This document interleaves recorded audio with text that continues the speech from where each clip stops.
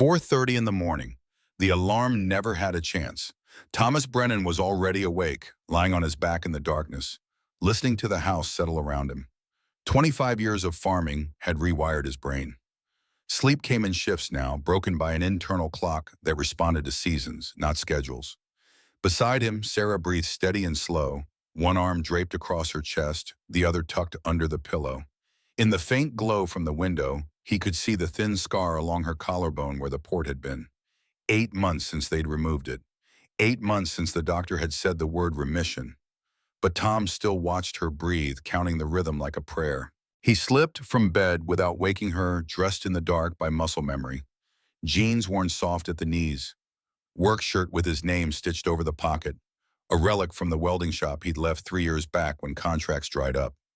Boots that knew the shape of his feet better than he did. The house creaked as he moved through it, old wood speaking its familiar language. In the kitchen, he poured yesterday's coffee into a thermos, didn't bother heating it. The taste wasn't the point. The ritual was. Outside, the air hung thick and motionless. July in southern Alabama felt like breathing through a wet towel. Even at this hour, the heat was there, waiting. Tom stood on the porch, letting his eyes adjust. The sky above was still dark, but the eastern edge held a promise of gray. Somewhere out in the pine trees, a mockingbird started its pre-dawn repertoire, running through stolen songs. Tom took a long drink of cold coffee and started walking. 15 acres, that's what the deed said. 15 acres of red clay and struggling topsoil carved out of what used to be cotton country before the boll weevil and the Depression had their turn. His grandfather, Samuel Brennan, had bought this land in 1870 with $17 in a handshake. $17. Tom had seen the receipt once, yellowed paper in a frame at his grandmother's house. The ink faded to brown. His grandfather had been born property, had died a landowner. That progression from chattel to deed holder in a single lifetime was the kind of miracle that didn't happen anymore, couldn't happen anymore. The world had changed in ways that made such transformations obsolete. Tom walked the fence line by feel more than sight. His boots knew every rut, every rise in the ground. Here was where the eastern property line ran, marked by T-posts and ancient barbed wire that sang in the wind when storms came through. Here was the dry creek bed that used to run in spring, back when spring meant rain. Here was the old equipment shed, listing to one side, full of rusted parts from tractors that predated him. And here, in the center of everything, standing alone in what should have been a cornfield, was the white ash tree. Even in the darkness, it was a presence, massive. The trunk was 6 feet across at the base, the bark deeply furrowed and rough under his palm. Tom placed his hand against it the same way he did every morning, feeling the texture, the coolness that the wood held even in summer. The tree had been here longer than any structure, longer than any road. His grandfather had planted it the year he bought the land, a sapling transplanted from somewhere down by the river. 150 years of growth. The crown spread wide above him, invisible now, but he knew its shape by heart. In daylight, the shade it cast could cover half a dozen cars. Tom walked around the base, his hand trailing on the bark. There, carved into the trunk at chest height, were initials and dates going back 3 generations. Dylan Brennan, 2010, cut with a pocket knife when the boy was 4, Tom guiding his small hand. Thomas Brennan, 1979, his own mark, made when he was 12 and thought he'd live forever. James Brennan, 1947, his father's claim, carved the year he came back from the war. And if you knew where to look, almost grown over now, Samuel Brennan, 1874, the old man's declaration that he existed, that he mattered, that his name would outlast him. The sky was lightening. Tom could make out shapes now, the dark bulk of the barn against the lesser dark of the sky. Behind him, back at the house, a light came on in the kitchen. Sarah was up. In another hour, the heat would arrive in earnest, the sun climbing into a sky that hadn't seen clouds in 4 months. The worst drought anyone could remember. The corn had never even sprouted this year. The soil had turned to dust and then to something harder, cracking into geometric patterns like broken pottery. The well was down 15 feet. Every morning, Tom checked the depth, watching the water table drop inch by inch, day by day. He took another drink of coffee, now warm from his hand, and started back toward the house. But something stopped him, a feeling, formless and uneasy. He turned back to the tree. In the growing light, he could see the ground around its base, and the ground was dark. Tom walked closer. The darkness wasn't shadow, it was moisture. The soil, which everywhere else on the property was dust-colored and cracked, here was deep brown, almost black, and it was damp. He knelt, pressed his fingers into it. Cool, wet. He lifted his hand and the dirt clung to his skin, actual mud where there should have been none. For a long moment, Tom just stared. Then he stood, walked 20 feet in any direction. Dry, bone dry. He came back to the tree, made a circle around the trunk. The dampness extended maybe 3 feet out from the base, a perfect ring of wet earth in the middle of a desert. He looked up into the branches, searching for an explanation. A broken irrigation line overhead, maybe, though there were no lines here. A leak from somewhere pooling beneath the surface, but there was nothing, just the tree and the impossible presence of water. The sun broke the horizon, and in the sudden spill of golden light, Tom saw something else. On the trunk, 6 feet up, a bead of water caught the sun. As he watched, it swelled, broke free, ran down the furrowed bark in a wandering line. Another formed beside it, and another. The tree was weeping. Tom ran his hand up the trunk, following the moisture. The bark was slick, cold to the touch. He pressed his palm flat against it and felt something he'd never felt before. A vibration. Faint, rhythmic, like a pulse. Like the tree had a heartbeat. He stepped back, his mind racing through explanations. Sap, maybe, though ash trees didn't weep sap like maples. Condensation from some temperature differential, though the air was already 70 degrees and rising. An infestation of some kind, insects boring into the wood, releasing fluids. But he'd seen insect damage. This wasn't that, this was water. Clean, clear water emerging from the tree as if it were a spring. Sarah called from the porch, her voice carrying across the stillness. Breakfast. Tom looked once more at the damp earth, the glistening bark, then started toward the house. Behind him, in the growing heat of the day, the tree continued its slow weeping, drop by drop, into soil that should not have been able to hold moisture at all. Inside, the kitchen was bright and warm, the smell of coffee and bacon filling the small space.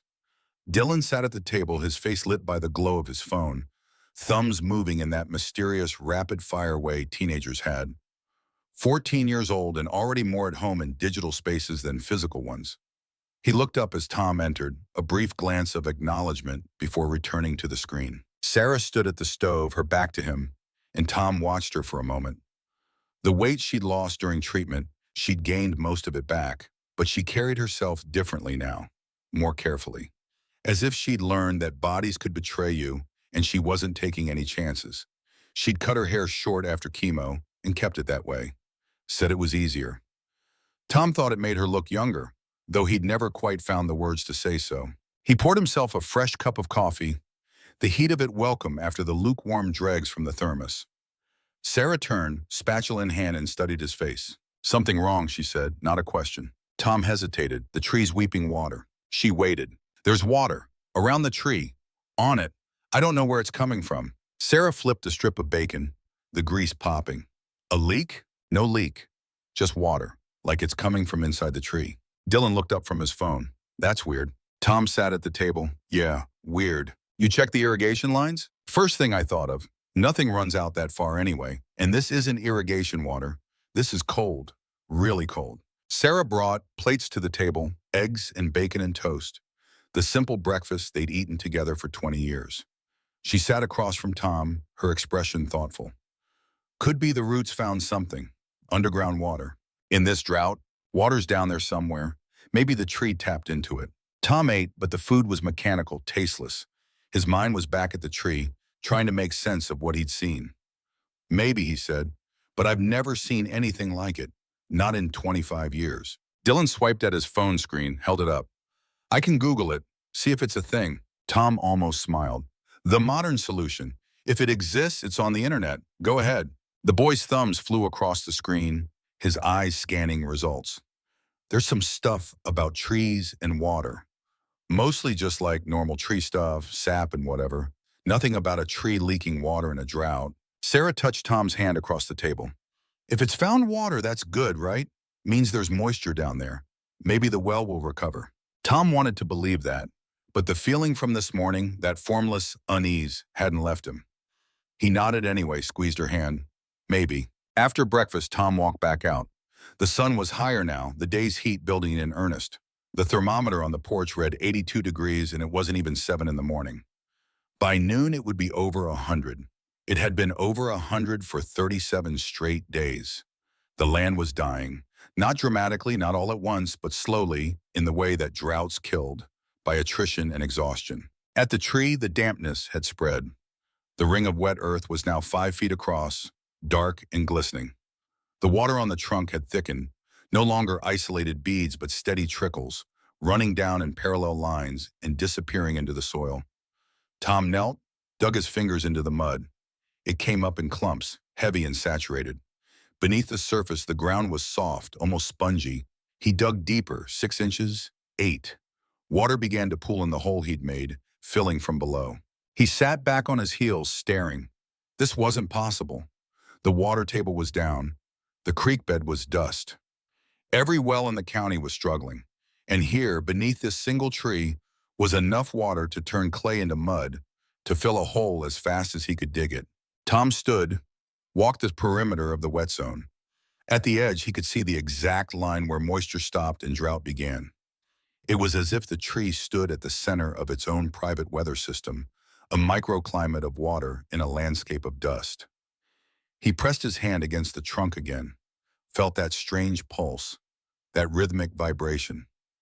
It was stronger now, definite, like the tree was breathing. A truck rattled up the driveway, dust trailing behind it. Tom recognized the sound before he saw it. Bill Dawson's old Ford, exhaust pipe held on with wire and hope. The truck stopped near the house and Bill climbed out, a thick man in his 60s with a gray beard and suspicious eyes. He'd been Tom's neighbor for 30 years, their property sharing a fence line to the east. They weren't friends exactly, more like two men who'd learned to tolerate each other's proximity. Bill walked over, moving with the deliberate slowness of someone whose knees had given up on speed. He stopped a few feet from Tom, looked at the tree, then at the wet ground. "Heard you got a leak," Bill said. "Who told you that?" Bill shrugged. "Small community. Word gets around." He gestured at the mud. "That's a hell of a leak." "It's not a leak." "Then what is it?" Tom had no answer. Bill stepped closer, crouched with a grunt, touched the wet earth. His fingers came away dripping. "Where's it coming from?" "The tree." Bill looked up at him, skeptical. "Trees don't leak water, Tom. This one does." Bill stood, wiped his hand on his jeans. "You hit a pipe or something?" "There's no pipe. Then you got a spring." Underground spring opened up. Tom had considered that. An underground spring could explain the water, but it couldn't explain the way the tree pulsed, the way the moisture seemed to emanate from the trunk itself, as if the wood had become porous, a conduit for something deep below. He said nothing, and Bill took his silence for agreement. "Lucky you," Bill said. "Whole county's dying of thirst and you find water." He looked at the tree, at the spreading pool of mud. "Of course, if it keeps coming up like this, it'll turn your whole field into a swamp. Might want to cap it off." Tom watched water trickle down the bark. "How do you cap off a tree?" Bill didn't have an answer for that either. He looked uncomfortable, the way people did when confronted with something that didn't fit their understanding of how things worked. "Well," he said, "good luck with it." He walked back to his truck, climbed in, drove away trailing dust and diesel smoke. Tom stayed at the tree until mid-morning, watching the water. It didn't slow. If anything, it seemed to increase. The trickles joining into streams, the wet ground expanding foot by foot. By 10 o'clock, the ring of moisture was 8 feet across. By 11, it was 10. The tree stood at the center of a circular pond that grew while he watched. Sarah came out with a glass of water, handed it to him. "You've been out here 3 hours." Tom drank. "It's getting worse." "Define worse." He gestured at the expanding pool. "This morning it was 3 feet across. Now look at it." Sarah studied the wet ground, her face unreadable. "What are you going to do?" "I don't know." She waited, and when he didn't continue, she spoke carefully.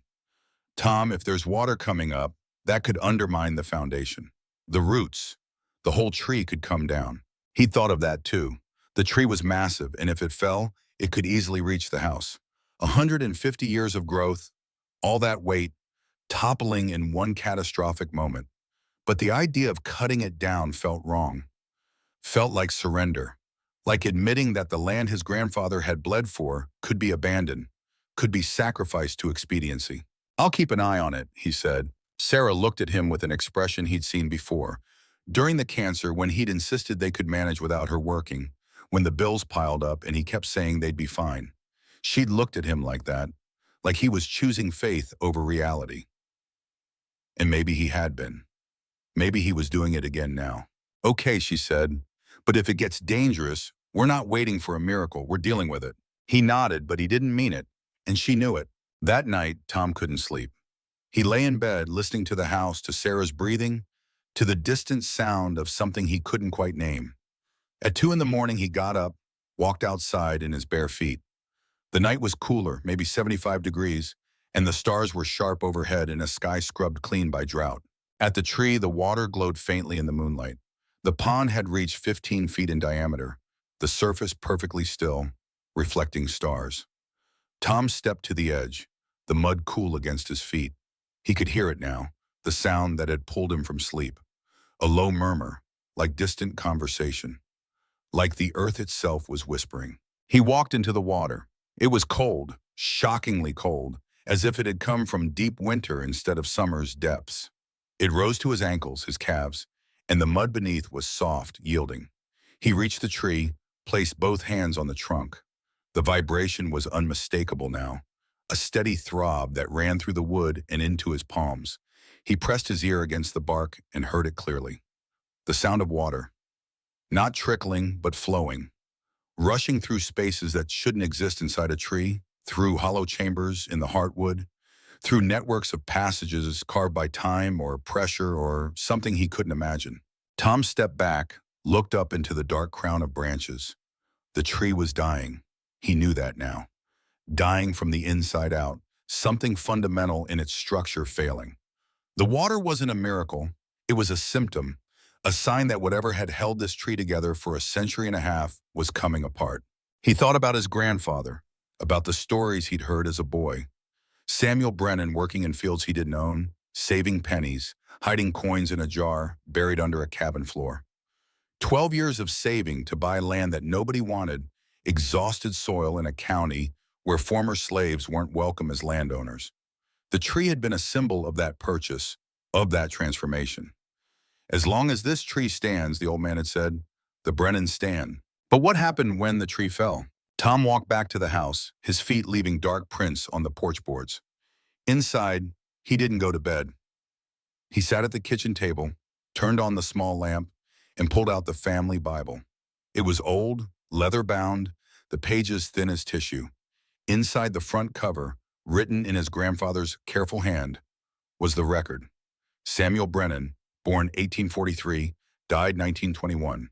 Purchased land, Wilcox County, Alabama, June 12, 1867. $17. Planted ash tree, August 3, 1874. The tree had been 7 years younger than the land ownership. A celebration, maybe, or a promise. Tom ran his finger over the writing. The ink faded but still legible. He turned pages, found other entries. His father's marriage, his own birth, Dylan's birth. 3 generations, documented in a book that had survived fire and flood and time. This was legacy, not just land, but the record of who they'd been, who they'd tried to be. He closed the Bible, sat in the quiet kitchen, and made a decision. When Sarah came down at dawn, she found him at the table, still dressed, still awake. His face told her everything.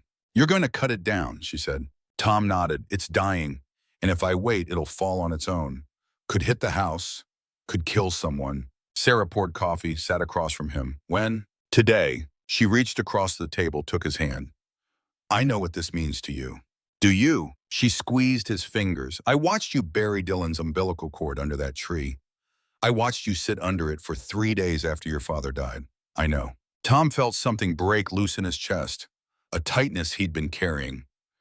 "Then you know I don't have a choice." "You always have a choice, Tom. You're choosing the living over the dead. That's not weakness. That's wisdom." He wanted to believe that, but wisdom felt like a consolation prize for giving up. At 8 in the morning, Tom went to the barn, found the axe. It was old, the handle worn smooth from his father's hands, his grandfather's before that. He carried it to the grinder, sharpened the blade until it gleamed. The screech of metal on stone was loud in the quiet morning, and when he was done, the edge was razor sharp. Dylan appeared in this barn doorway, phone in hand as always. "You're really doing it?" Tom tested the edge with his thumb. "Yeah." Dylan stepped closer. "Can I film it?" Tom looked at his son, this boy who lived half his life through a screen, who documented everything and experienced it later through edited clips. He wanted to say no, wanted this to be private, a thing between him and the tree and the weight of history. But Dylan's face held something Tom hadn't seen in years: interest, engagement.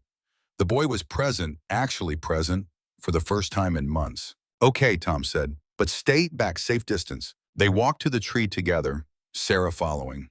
The water was still rising, the pond now 20 feet across, the surface disturbed by constant ripples as more water welled up from below. The morning sun caught the moving surface, sent shards of light dancing. It would have been beautiful if it weren't so wrong. Tom stood at the edge of the water, axe in hand. Dylan positioned himself 30 feet away, phone raised. Sarah stood beside Dylan, one hand on his shoulder. Tom looked at them, his family, framed against the morning sky. Then he looked at the tree. "I'm sorry," he said quietly. To the tree, to his grandfather, to the weight of all the years. He raised the axe. The first swing was true, the blade biting deep into the trunk. And in the instant it connected, Tom knew he'd made a terrible mistake. The tree didn't bleed sap, it erupted. A geyser of water exploded from the wound, a column of liquid under immense pressure, spraying 20 feet into the air.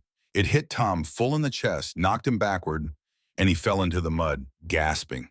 The water kept coming, a torrent that roared like a broken mane, soaking the ground, turning the pond into a churning pool.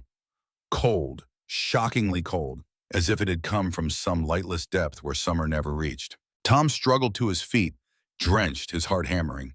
Sarah was screaming his name. Dylan stood frozen, phone still raised, capturing every impossible second. The tree shook, its branches trembling as water poured from the gash, as if Tom had opened an artery that ran to the core of the earth. He stumbled away from it, fell again, crawled through mud that grabbed at his hands and knees. Sarah reached him, pulled him up, and they backed away together, staring. The water showed no sign of stopping. The sound was deafening, a liquid thunder that drowned out everything else. Dylan lowered his phone, his face pale. "Dad," he said. His voice was small, lost in the roar. "Dad, what did you do?" Tom had no answer. He stood beside his wife and son, covered in mud and ancient water, watching the tree weep its impossible flood. The ground beneath his feet trembled, a vibration he could feel in his bones. And somewhere deep below, something vast and patient and utterly indifferent to human concerns began to wake. The water kept coming, and in that moment Thomas Brennan understood that he had not cut down a dying tree. He had opened a door that should have stayed closed. He had let something out that could not be put back. The land his grandfather had bled for, the land that had defined 3 generations of Brennans, was about to exact a price he could not imagine and could not afford to pay. Behind them, the house stood silent in the morning light. Above them, the sky stretched empty and blue. And beneath them, the earth began, very slowly, to move. The water didn't stop. That was the first thing that broke through Tom's shock. He stood there, drenched and shaking, watching the geyser continue its violent spray, and realized with a sick certainty that this wasn't going to end on its own. The column of water had settled into a steady torrent now, no longer shooting skyward, but pouring from the wound in the tree with relentless pressure. It spread across the ground in widening circles, turning red clay into rivers of rust-colored mud. Sarah had her arm around him, was saying something he couldn't quite hear over the roar. Dylan stood apart, still filming, his face illuminated by the screen's glow even in full daylight. The boy's expression had shifted from shock to something else: fascination. The kind of dark excitement that came from witnessing something terrible and unprecedented. Tom pulled away from Sarah, took 3 steps toward the tree, then stopped. The water was ankle-deep now where he stood, flowing past him toward the lower ground near the barn. He could feel the cold of it through his boots, that impossible winter cold that had no place in a July morning. His mind spun through possibilities. each one collapsing under the weight of what he was seeing. No underground spring produced pressure like this. No broken water main either. Not that there were water mains within a mile of this property. This was something else entirely. "We need to call someone," Sarah said. Her voice was steady, the nurse in her taking over, the part that stayed calm in emergencies. "Tom, we need to call someone right now." "Who?" The word came out harsh, almost angry. "Who do we call for this?" Sarah pulled out her phone, already dialing. "The county. The sheriff. I don't know, but we're calling someone." Tom watched her walk away, phone pressed to her ear, and felt a strange detachment settle over him. This was happening to someone else. Some other man's tree, some other man's land, some other man's catastrophic mistake. He looked down at his hands. They were shaking. The axe lay in the mud 10 feet away, half submerged, already forgotten. Dylan approached, phone still raised. "Dad, this is insane. The video's already at 50,000 views." Tom looked at his son. "You posted this? Already?" Dylan's expression was defensive. "It's news, Dad. People need to see this." "People need to see me destroy our land?" The boy lowered the phone. "You didn't know this would happen." Tom wanted to believe that absolved him of something. He turned back to the tree. The water had carved channels in the mud, flowing in 3 directions now, following the natural slope of the ground. In the space of 20 minutes, the pond had transformed into a network of streams that cut through what used to be a field. The tree itself looked different. The bark where he'd struck it had peeled back, revealing pale wood underneath. And from that wound, the water continued its relentless flow. A siren cut through the morning. Tom turned to see a sheriff's cruiser coming up the drive. Lights flashing, but no real urgency in its approach. This was rural Alabama. The sheriff had probably been expecting a noise complaint or a domestic dispute, something ordinary. The cruiser stopped next to Sarah's car, and Sheriff Wade Coleman stepped out, a thick man in his 50s with a face that had seen too much sun and not enough sleep. Wade surveyed the scene, the flowing water, the tree, Tom standing in the middle of it all like a man at the site of his own execution. He walked over carefully, keeping to higher ground, his boots squelching in mud. "Tom," Wade said, his voice carried a note of weary resignation. "What the hell happened?" "I cut the tree," Tom said. "This came out." Wade looked at the geyser, then back at Tom. "You cut the tree. It was dying, I thought." Wade held up a hand. "Save it." He walked closer to the tree, close enough to feel the spray on his face, then backed away. He pulled out his radio, spoke into it in clipped sentences. "Need County Water Department out at the Brennan place. And get me someone from Public Works." "Yeah, now."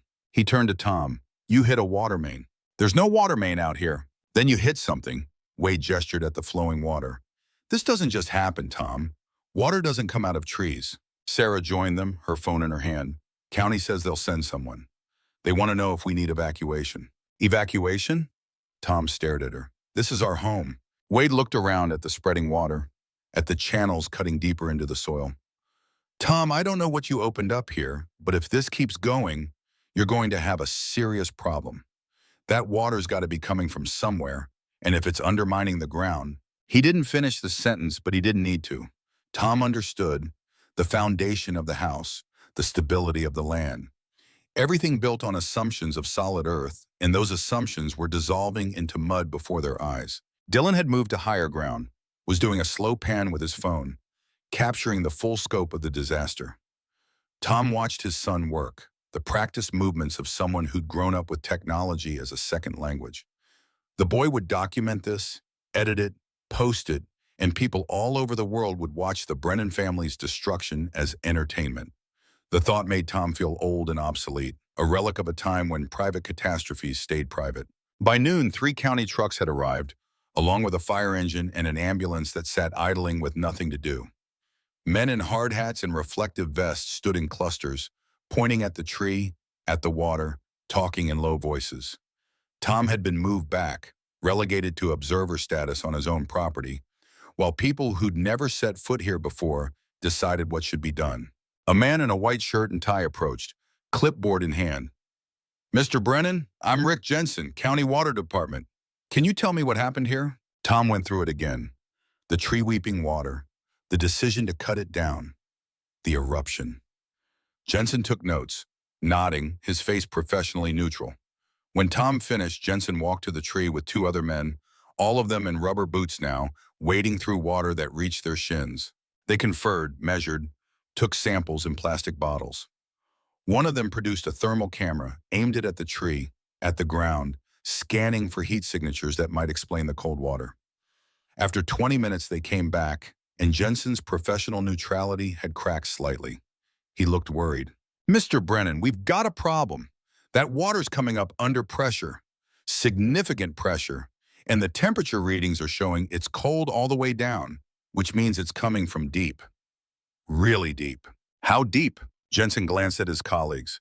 "Can't say for sure without drilling. But based on the temperature and pressure, I'd guess at least 60, 70 feet, maybe more." Tom tried to process that. 70 feet down, through rock and clay and all the accumulated weight of earth. Something down there was pushing water to the surface with enough force to blast through a tree trunk. "What does that mean?" Sarah asked. She'd stayed close to Tom, a steady presence at his elbow. Jensen chose his words carefully. "It means there's either an aquifer down there that's found a way to the surface, or there's a cavity of some kind, a void. And if it's a void, if there's empty space under your property, that's a structural concern." The word hung in the air. Structural concern, a bureaucratic euphemism for the ground collapsing, for houses sinking, for earth opening up and swallowing whatever stood on it. "What do we do?" Tom asked. Jensen looked at Wade, and some unspoken communication passed between them. "For now, we monitor it. We've got sensors we can place. But Mr. Brennan, I'm going to strongly recommend you and your family stay somewhere else tonight, just as a precaution." Tom shook his head. "This is our home. Sir, if the ground is unstable, you could be in danger." "Could be, or could be fine." Tom heard the stubbornness in his own voice, recognized it as the same trait that had kept his grandfather on this land when everyone told him to leave, to go north where opportunities were better. The Brennans didn't run.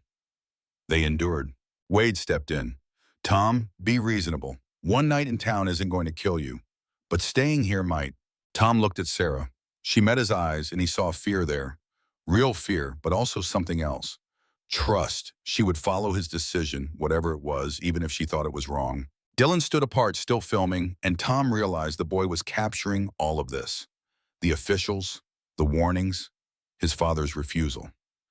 It would all be part of the narrative, the story that was unfolding in real time for an audience that kept growing. 90,000 views now, Dylan had said. A number that meant nothing to Tom but seemed to excite his son. "We'll stay," Tom said finally, "but we'll keep watch. If anything changes, if there's any sign of danger, we'll leave. I promise." Jensen didn't look happy, but he nodded. "We'll have someone out here around the clock. Monitoring. You see anything unusual, you call immediately." More unusual than a tree erupting water, Tom thought, but didn't say. The county workers set up their equipment, metal stakes driven into the ground in a grid pattern, each one topped with a small sensor. Cables ran from the sensors to a laptop in one of the trucks, displaying readouts that Tom didn't understand.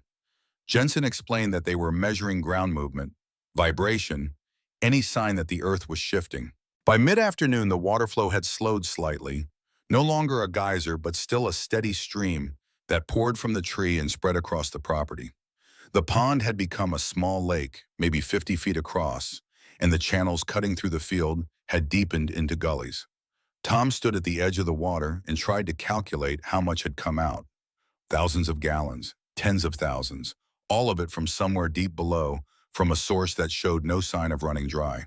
Bill Dawson's truck appeared again, this time with Bill's son, a heavy-set man in his 30s who worked construction in Mobile. They parked at a distance and walked over, picking their way through the mud. Bill's face was grim. "Tom," Bill said, "we got a problem at my place." Tom felt his stomach drop. "What kind of problem?" "My basement's flooding. Water's coming up through the floor. Same cold water, same feel to it." Bill gestured helplessly. "My sump pump can't keep up." Tom looked at Jensen, who'd overheard. Jensen was already moving, calling to his team. They piled into trucks and followed Bill back to his property, 600 feet to the east. Tom went with them, Sarah and Dylan staying behind. At Bill's house, a modest ranch that had stood for 40 years, water was indeed coming up. In the basement, it pooled in the corners, seeping through cracks in the concrete floor, rising steadily despite the sump pump's constant churning. Jensen's team took measurements, compared them to the data from Tom's property, and their worried expressions deepened. "It's connected," Jensen said. "The same source. Whatever's under the Brennan place, it's spreading." "How far?" Bill demanded. "How far is this going to go?" Jensen had no answer. They returned to Tom's property to find more vehicles arriving. A news van from Montgomery, satellite dish extended. A truck from the State Geological Survey. People with cameras and questions and official-looking badges. Tom's private disaster was going public. A woman in her late 30s approached, extending her hand. "Mr. Brennan, I'm Dr. Elena Martinez, state geologist. I need to talk to you about what you found here." "Found?" Tom shook her hand. "I didn't find anything. I cut a tree." Elena smiled, but it didn't reach her eyes. "You cut a tree that was sitting on top of a geological anomaly. We need to understand what's underneath your property." She brought him to a laptop where a ground-penetrating radar image was displayed. Tom stared at the lines and colors, trying to make sense of it. "This is your land," Elena said, pointing to the screen. "And this," she indicated a large dark area beneath the surface, "is empty space. A cavity. We're reading it at 60 to 80 feet deep and at least 200 feet in diameter." 200 feet. Tom tried to picture it. A dome of empty air, buried beneath farmland, hidden for how long? Decades? Centuries? "What is it?" he asked. "A cave?" "Possibly. This whole region sits on limestone karst. Underground water erodes the rock over thousands of years, creates voids. Usually they're stable, but sometimes if the ceiling gets too thin or if pressure changes." She didn't finish, but Tom understood. Collapse. The word no one wanted to say, but everyone was thinking. "Is it safe?" he asked. "For my family?" Elena met his eyes. "I don't know. We need more data. But if I had family here, I'd move them tonight." The decision weighed on him as the sun began its descent. Tom walked back to the tree one more time, needing to see it, to understand what he'd done. The water still flowed, turning the field into a swamp. And there, at the edge of the spreading bahana, something caught his eye. A piece of metal half buried in mud, exposed by the erosion. Tom knelt, pulled it free. It was old, corroded, the size of his palm. A hinge, he realized. Heavy wrought iron, the kind they didn't make anymore. He turned it over in his hands, feeling the weight of age, and remembered something his grandfather had mentioned once. Something about finding metal when digging the foundation for the barn. "An old cistern," the old man had said, "left over from whoever was here before us." Tom looked at the exposed ground where the water had washed away topsoil.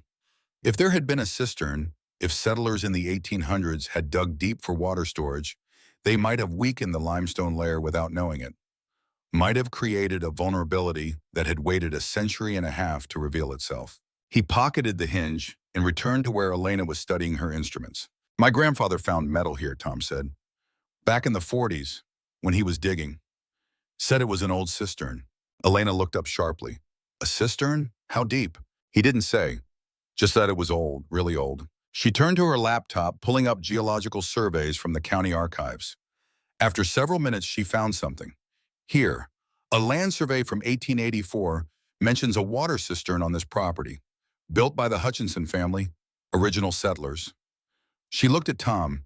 If they dug deep enough into the limestone layer, and if the cistern eventually collapsed inward, it could have started the erosion, Tom finished. Could have been the weak point. For over 100 years, yes. Elena's face was grave. Your tree's roots might have been the only thing holding it together. When you removed them, when the water started flowing, it accelerated the erosion exponentially. So this was going to happen anyway, Tom said. Eventually. Eventually, but maybe not in our lifetime. She paused. Or maybe tomorrow. There's no way to know with karst geology. It keeps its own schedule. The sun was setting when Tom finally returned to the house. Sarah had packed bags, he saw, 3 duffels sitting by the door. She'd made the decision without him, and he was grateful. Dylan was in his room, still on his phone, the glow of the screen visible through the doorway. Tom walked through the house, touching things. The kitchen table where 3 generations had eaten meals. The door frame where marks measured Dylan's growth, year by year. The window that looked out over the field, over the tree, over everything his grandfather had built. The house was more than structure. It was memory made solid, history you could walk through, proof that the Brennans had existed and mattered. Sarah found him in Dylan's room, looking at the marks on the doorframe. "We should go," she said softly. Tom nodded. He called for Dylan, and the three of them carried bags to the truck. The county had set up floodlights around the tree, and in their harsh glare, the scene looked apocalyptic. Water everywhere, mud churned into abstract patterns, the tree itself pale and wounded, still bleeding into the earth. They drove to a motel 8 miles away, a place off the highway with a blinking vacancy sign and doors that opened directly to the parking lot. The room smelled of cleaning chemicals and old carpet, but it was dry and solid, and when Tom lay down on the bed, he felt the absence of vibration, the stillness of ground that wasn't trying to move. Sarah took the other bed. Dylan claimed the rollaway by the window. None of them spoke much. What was there to say? The enormity of what was happening sat among them like a fourth presence, uninvited and inescapable. Tom's phone rang at 1 in the morning. He fumbled for it, saw Jensen's number. Yeah? Mr. Brennan, we've got movement. The sensors are picking up subsidence. The ground's sinking. How much? 3 inches in the last hour and accelerating. Tom sat up, the room spinning slightly. Is the house? Still standing, for now. But you need to stay away. We're expanding the safety perimeter. Tom ended the call, looked at Sarah. She was awake, had heard everything. They lay in the darkness, listening to the hum of the air conditioner, the distant sound of trucks on the highway. Tom thought about the house standing in the floodlights, the ground beneath it slowly giving way. He thought about his grandfather, buying land that nobody wanted, planting a tree as a promise that they would endure. He thought about legacy and what it meant when the ground itself refused to hold it. At dawn, they drove back. The county had set up barricades a quarter-mile from the house, and a deputy stopped them, checked IDs, let them through on foot only. Tom walked the familiar path, Sarah and Dylan beside him, and with each step he felt the world changing. The pond was gone. In its place was a depression, a bowl in the earth maybe 10 feet deep at the center. The tree still stood, but at an angle now, leaning as the ground beneath it settled and compressed. And around the base, where mud had been, there was now something else. A darkness. An opening. As if the earth had decided to yawn. Elena was there, along with Jensen and a dozen others, all of them staring at the hole. She turned when Tom approached, and her face was pale.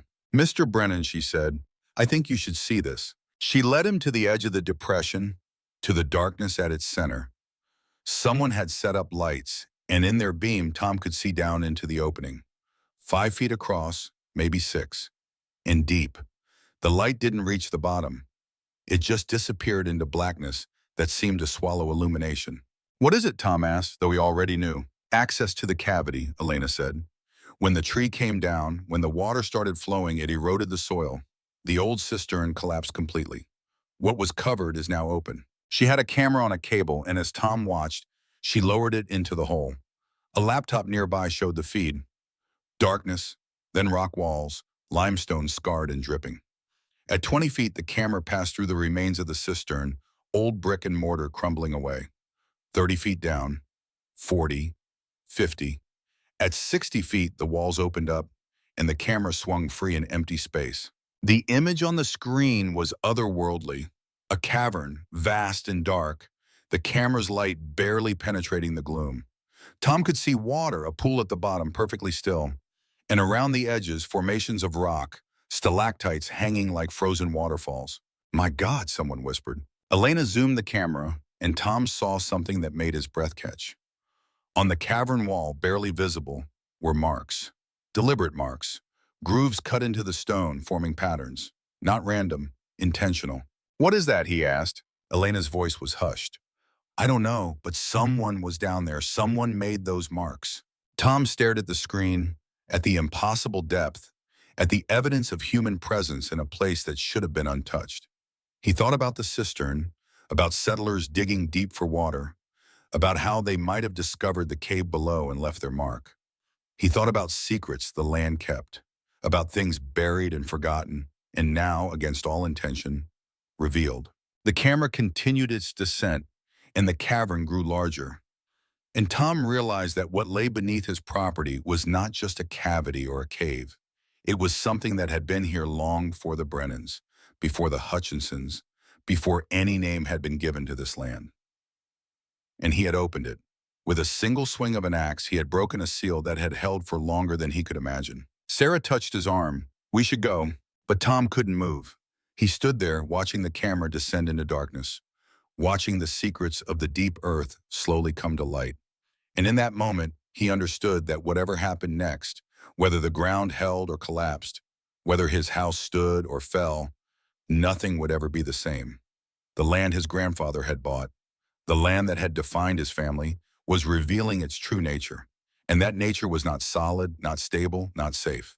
It was hollow, built on emptiness and cold water and the patient work of time eating away at stone. The old cistern had started it, human hands digging into limestone they didn't understand, creating a weakness that had grown for over a century.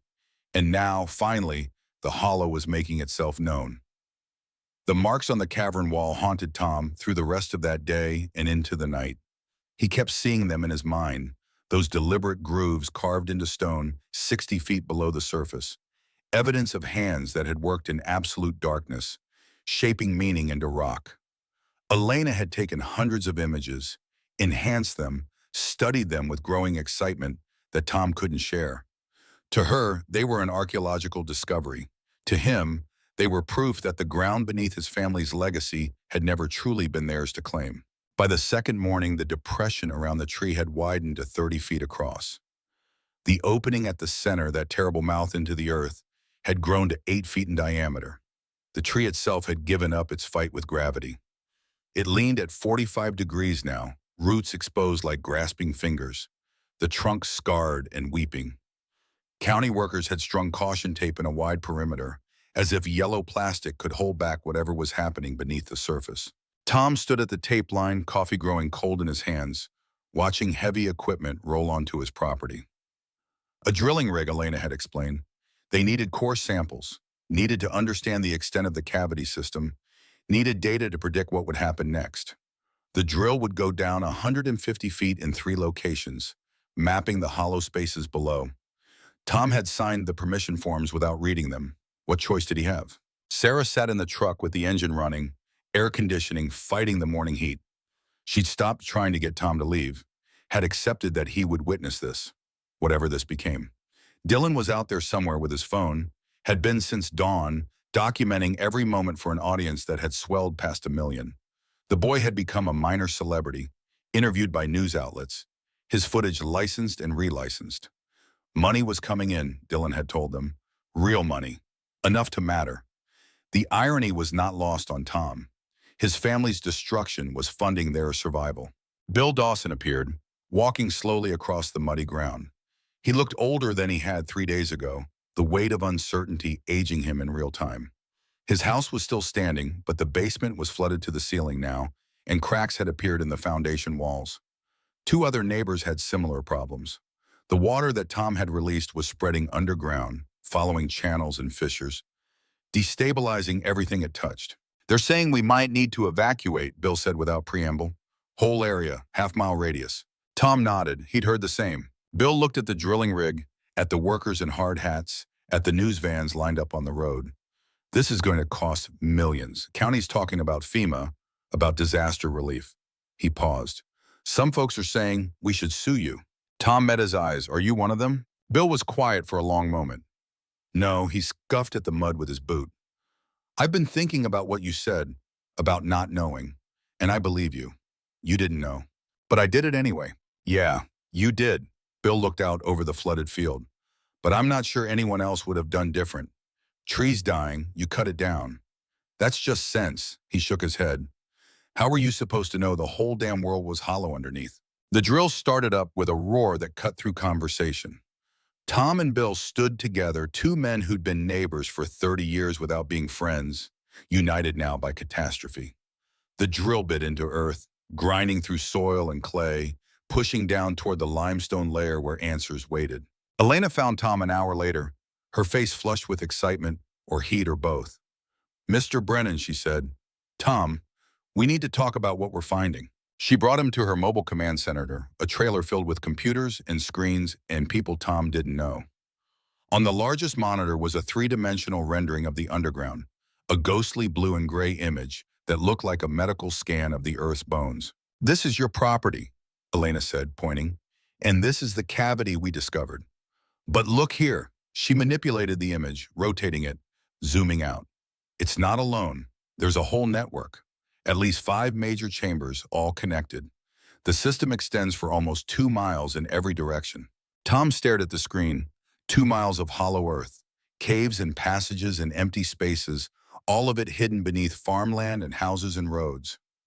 A secret geography that had existed alongside the human world, unknown and unknowable until he'd opened a doorway. "How long has this been here?" he asked. Elena pulled up another screen, this one showing geological layers. Based on the limestone erosion patterns, thousands of years, maybe tens of thousands. This whole region used to be underwater, back in the Pleistocene. When the sea retreated, it left behind limestone deposits. Groundwater carved through them, created these caves. She looked at him. "You've been farming on top of Swiss cheese, Tom. You just didn't know it." The weight of that settled on him. Generations of Brennans working land that was fundamentally unstable, building lives on a foundation that could collapse at any moment. His grandfather's $17, his father's sweat, his own years of labor, all of it invested in an illusion of solidity. "What happens now?" Tom asked. Elena's excitement faded. "We monitor, we measure, and we hope the system stabilizes before the ceiling gives way." "And if it doesn't?" She didn't answer, but her eyes said enough. By afternoon, the first drill had reached its target depth. The crew pulled up the core sample, 30 feet of cylindrical rock and soil, and laid it out for analysis. Elena examined it with instruments, took notes, conferred with her team. Tom watched from a distance, understanding nothing of the technical language but reading the concern in their body language. Dylan appeared beside him, phone dangling from one hand. "Dad, people want to interview you." Tom shook his head. "No interviews." "Dad, they're offering money, like serious money. 5,000 just for a 10-minute conversation." "I don't want their money." "We need money, Dad. The motel, the food, everything." "Mom's not working." "You're not working." He held up the phone. "This is how we survive now." Tom looked at his son, really looked at him. The boy had grown in the past 3 days, not in height, but in some other dimension. There was a hardness in his eyes that hadn't been there before, a recognition that the world ran on transactions, on the conversion of suffering into currency. At 14, Dylan was learning lessons Tom had hoped he'd never need. "One interview," Tom said. 10 minutes, then no more. Dylan's face lit up. He was already texting, making arrangements, shifting seamlessly into the role of manager and mediator. Tom felt a pang of something between pride and sorrow. His son was adapting, surviving, but the price of that survival was a kind of innocence that couldn't be recovered. The interview happened an hour later, a young woman from CNN with perfect hair and sympathetic eyes. She asked the expected questions. "When did you first notice the water? What made you decide to cut the tree? How do you feel about what's happened?" Tom answered in monosyllables, giving her nothing, and she tried to dig deeper, to find the emotional core that would make good television. "Do you blame yourself, Mr. Brennan?" Tom looked directly into the camera. "Yes," he said. The woman blinked, surprised by the honesty. The interview ended shortly after. That night, back at the motel, Sarah counted the money Dylan had earned from licensing footage and doing interviews. It came to almost $8,000 in 3 days. She laid the bills on the bed, neat stacks that represented their disaster packaged and sold. Tom couldn't bring himself to touch it. "It's not dirty," Sarah said quietly. "It's just money." "It's blood money." "No, it's survival money." She looked at him with those steady eyes that had seen her through cancer, through fear, through every trial their marriage had faced. "We didn't ask for this, Tom, but we're allowed to use it." He knew she was right, knew that pragmatism was a virtue, that pride was a luxury they couldn't afford, but it didn't make the money feel any cleaner in his hands. The call came at 3 in the morning. Tom fumbled for his phone, saw Elena's number, and knew before answering that it was bad news. He stepped outside the motel room, closed the door behind him. "Tom," Elena said. Her voice was tight. "We've got a problem." The second drill hit a void at 90 feet. Just hit it, no warning. The whole drill dropped 12 feet before it caught. "What does that mean?" "It means the ceiling of one of the chambers is a lot thinner than we thought, and it's directly under County Road 12, the main road, the one that connected this part of the county to the highway, that hundreds of cars traveled every day." Tom felt his stomach turn. "Are people in danger?" Elena hesitated. "We're closing the road at dawn. But Tom, if that ceiling collapses, it's not just the road.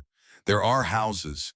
The old Porter place is right on top of it. Grace Porter, the 70-year-old widow who'd lived in that house for 50 years, who baked pies for church socials and kept a garden that was the envy of the county. Tom had known her his entire life.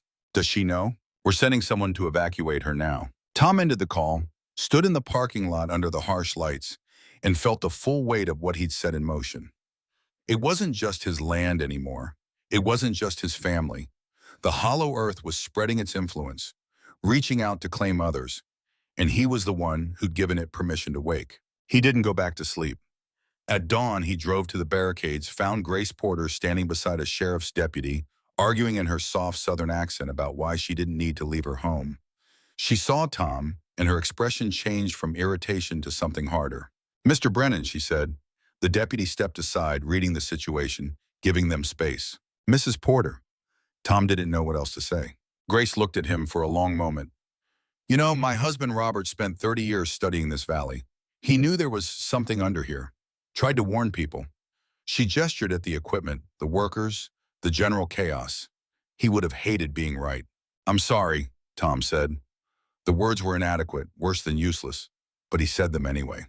Grace shook her head. "Robert left me his journals, everything he learned, everything he suspected. I've got them in the house." She looked at the deputy. "Give me an hour to pack. I'm taking those journals with me." The deputy nodded, and Grace walked back toward her house, moving with the slow dignity of someone who'd lived too long to be hurried by crisis. Tom watched her go, this woman who'd lost her husband years ago and was now losing her home, and he felt the inadequacy of apology like a physical ache. By mid-morning, the road was closed, orange barriers stretching across asphalt, detouring traffic 10 miles out of the way. 3 more families had been evacuated, their houses in the expanded risk zone. A Red Cross shelter opened at the elementary school, cots set up in the gymnasium, donated food piling up in the cafeteria. The disaster was no longer Tom's alone. It had become communal, something the whole county was experiencing. And with that expansion came a shift in how people looked at him. Some were sympathetic. Bad luck, they said, could have happened to anyone. Others were less charitable. Reckless, they muttered. Should have known better. Should have called someone before cutting down a tree that size. Tom heard both responses and internalized both because both felt true. He'd been unlucky and reckless, innocent and guilty, a victim of circumstance and the architect of catastrophe. Dylan's video showing the evacuation went viral, shared across platforms, commented on by millions. The boy had inadvertently become a documentarian, his phone footage more immediate and raw than anything the professional news crews could produce. In the video, Grace Porter could be seen carrying a cardboard box, and Dylan had zoomed in enough to show the word journals written on the side in marker. Within hours, people were speculating online about what those journals contained, spinning theories about government cover-ups in ancient civilizations and alien involvement. The truth was mundane by comparison, but truth rarely had the appeal of mystery. On the 4th day, Grace Porter came to find Tom. She was staying at the shelter, had set up a small space for herself in one corner, with a folding chair and a card table. The box of journals sat beneath the table, and she pulled it out when Tom approached. "Sit," she said. "I want to show you something." Tom sat. Grace opened the top journal, her hands careful with the yellowed pages. Robert's handwriting was neat, precise, the work of an engineer who'd spent his life turning chaos into order. "He started these in 1968, Grace said, "right after we moved here." She turned pages, showing maps, diagrams, calculations. He was convinced there was a sinkhole waiting to happen. Spent weekends hiking the county, looking at creek beds and rock formations, trying to figure out where the weak points were. She found a page marked with a ribbon, opened it flat. This is from 1985. Robert had drawn a map of the area, and on it, he'd marked several spots with red X marks. One of the marks was directly over where Tom's property would be. "He predicted this?" Tom asked. "Not this exactly, but he knew the land was unstable, knew it was only a matter of time before something gave way." Grace looked up at Tom. He tried to tell people. Went to the county commission, to the state geological survey. They ignored him, called him paranoid. Tom stared at the map, at the red X that marked his doom. If they'd listened, if they'd investigated, would things have been different? Would his house still be standing? Would Bill Dawson's basement be dry? Would Grace Porter still be in her home? Why are you showing me this? Tom asked. Because I don't want you to carry all the blame. Grace's voice was firm. Yes, you cut the tree, but the problem was here long before you, and it would have found another way to surface. Robert always said the earth keeps its own schedule. We just happen to be here when it decides to move. Tom felt something loosen in his chest. A knot of guilt that didn't disappear but shifted slightly, became bearable. Thank you, he said. Grace closed the journal. Now, she said, I'm going to give these to that geologist woman. Maybe they'll help her understand what we're dealing with. Elena received the journals like they were sacred texts, handled them with cotton gloves, photographed every page. She spent hours reading, comparing Robert Porter's observations with her own data, and when she emerged from her trailer, her face was drawn. He was right about almost everything, she told Tom. The extent of the cave system, the instability, the risk factors. If people had listened to him 40 years ago, we could have managed this, monitored it, maybe even stabilized it. But they didn't listen. No, Elena looked out over the disrupted landscape, and now we're paying for that ignorance. The drilling continued. By the end of the week, they had core samples from 15 locations, and the picture that emerged was devastating. The entire area sat on what Elena called a karst landscape. Limestone riddled with voids and passages, a fragile ceiling separating the surface world from the hollow depths below. Tom's tree had been growing over the thinnest point, its roots the only thing preventing collapse. When he'd cut it, when the water had started flowing, erosion had accelerated. What would have taken decades to fail naturally was failing now in days. On the seventh day, the sensors detected movement. Not much, just a few millimeters, but it was steady, measurable, undeniable. The ground was sinking. Slowly, inexorably, the earth was settling into the voids below, compressing, finding a new equilibrium. Elena pulled up the data, showed Tom the graphs and projections. At this rate, she said, we're looking at significant subsidence within 72 hours, maybe sooner if we get rain. The sky overhead was cloudless, had been for months, but weather in Alabama could change on a breath.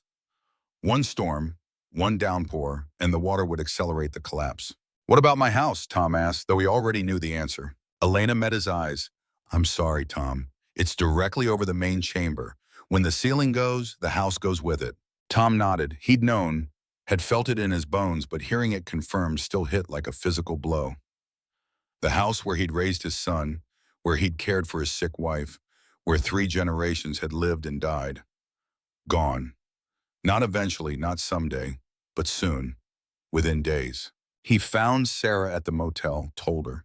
She took the news with the same stoic acceptance she'd shown through cancer, through poverty, through every hardship their marriage had faced. Okay, she said, then we save what we can. They went back to the house that afternoon, escorted by a deputy who made them sign waivers acknowledging the risk. Inside, everything looked normal, untouched, as if disaster were happening to some other family in some other place. Sarah moved through the rooms with purpose, choosing what mattered. Photo albums, Dylan's baby clothes, the family Bible with its record of births and deaths, Tom's grandfather's pocket watch. Small things, personal things, the artifacts of a life that couldn't be measured in insurance claims or property values. Tom went to Dylan's room, found the door frame with its pencil marks measuring the boy's growth. He stared at it for a long time, trying to figure out how to save it, but the marks were part of the wood, part of the structure. They would go down with the house. Dylan found him there. You okay, Dad? Tom shook his head. No, I'm not okay. The boy stepped into the room, looked at the marks, understanding without being told. We can take pictures. It's not the same, I know. Dylan was quiet for a moment. But we'll remember. Even without the marks, we'll remember. Tom looked at his son, this child who was becoming a man in the crucible of crisis, and felt a surge of love so intense it was almost painful. Yeah, he said. We'll remember. They loaded the truck with what they'd salvaged, 3 generations compressed into cardboard boxes and plastic bags. As they drove away, Tom looked in the rearview mirror at the house growing smaller, the tree leaning at its impossible angle, the flooded field reflecting the late afternoon sun. It looked almost peaceful, almost beautiful, if you didn't know what was happening beneath the surface. That night, Grace Porter died. Not from the stress, not from the evacuation, but from a stroke that came quietly in her sleep at the shelter. She was 70 years old and she'd lost her home, and her heart had simply decided it had endured enough. The news spread through the displaced families like a cold wind, and people who'd been angry at their circumstances felt that anger give way to grief.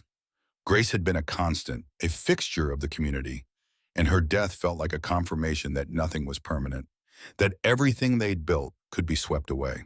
Tom went to the funeral 3 days later, stood in the back of the church while the preacher spoke about Grace's kindness, her strength, her unwavering faith. He listened to the eulogies, the stories of a life well lived, and when it was his turn to file past the casket, he stopped, looked down at her still face, and whispered an apology she couldn't hear. Outside, after the service, Bill Dawson approached him. "She didn't blame you," Bill said. "Told me that herself. Said what happened was bigger than any one person's mistake." Tom nodded, not trusting himself to speak. "I don't blame you either." Bill extended his hand. "We're neighbors, Tom. That means something. That means we stand together when things fall apart."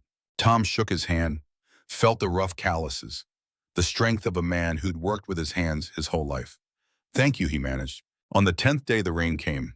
Not a storm, just a steady drizzle that began at dawn and continued through the morning. The sensors went crazy, registering movement that exceeded all projections. The ground was sinking faster now, inches per hour instead of millimeters. Elena called an emergency meeting, gathered all the displaced families, and delivered the news no one wanted to hear. "The collapse is imminent," she said. "We're estimating 12 to 24 hours. Everyone needs to stay clear of the risk zone, no exceptions." Tom stood at the back of the gymnasium, Sarah beside him, Dylan filming with his phone, and listened to people ask questions that had no good answers. What about our homes? What about our possessions? What about compensation? Elena did her best, promised support, promised FEMA assistance, promised that the state would help, but promises felt thin against the reality of loss. That evening, Tom drove to the barricades one last time. The deputy on duty recognized him, waved him through with a warning. "Don't do anything stupid, Mr. Brennan." Tom parked a quarter-mile from the house, as close as he was allowed, and walked the rest of the way in the rain. The ground was ofty, yielding home, and he could feel the wrongness of it, the way earth should feel solid but instead felt temporary. At the edge of the flooded area, he stopped. The tree was almost horizontal now, held up only by a few stubborn roots. The house beyond it sagged, the foundation compromised, walls cracking. But it still stood, defiant, refusing to give in until the earth forced the issue. Tom stood in the rain, soaked to the skin, and said goodbye to everything he'd known. "I'm sorry, Granddad," he said to the wind, to the rain, to the hollow earth beneath his feet. "I tried to keep it. I tried." There was no answer, but Tom hadn't expected one. The dead kept their own counsel, and the living had to make peace with their failures however they could. He turned to go and felt it, a tremor, faint but unmistakable, running through the ground. He froze, heart pounding. Another tremor, stronger this time. The earth was moving, not settling, moving. Tom ran, his boots slipping in mud, scrambling for solid ground. Behind him, he heard a sound like distant thunder, like the earth cracking its knuckles. He didn't look back. He just ran. And as he ran, the rain fell harder, and somewhere deep below, the hollow spaces began their final collapse. Tom reached his truck as the ground beneath him shuddered again, a deep rolling motion that felt like the earth was breathing. He threw himself into the driver's seat, started the engine, and accelerated away from the property, tires spinning in mud before finding purchase on gravel. In the rearview mirror, through the rain and gathering darkness, he could see the house, still standing, still there. But even as he watched, even as he drove, he saw the roofline shift, saw the whole structure settle, maybe an inch, maybe less. The kind of movement you'd miss if you weren't looking for it. His phone rang. "Sarah, where are you?" "Leaving. I'm leaving now." Thank God. Her relief was palpable even through the phone. "Get back here, please." Tom drove through rain that had turned from drizzle to downpour, the wipers barely keeping pace. The roads were empty, everyone with sense already gone, already safe. He passed the barricades, the deputy giving him a hard look but saying nothing, and kept driving until he reached the elementary school, the shelter, the temporary home that held everything he had left. Inside the gymnasium, the displaced families had gathered near the windows, watching the storm, waiting for news. Sarah found him immediately, wrapped her arms around him, and he held her, feeling the tremor in her body that matched his own. Dylan was there too, phone in hand as always, but he put it down when he saw his father, and for once the boy just stood close, needing proximity more than documentation. Elena appeared, her hair wet, her face drawn with exhaustion. "It's happening," she said. "The main chamber ceiling is collapsing. We're getting seismic readings equivalent to a magnitude 3 earthquake.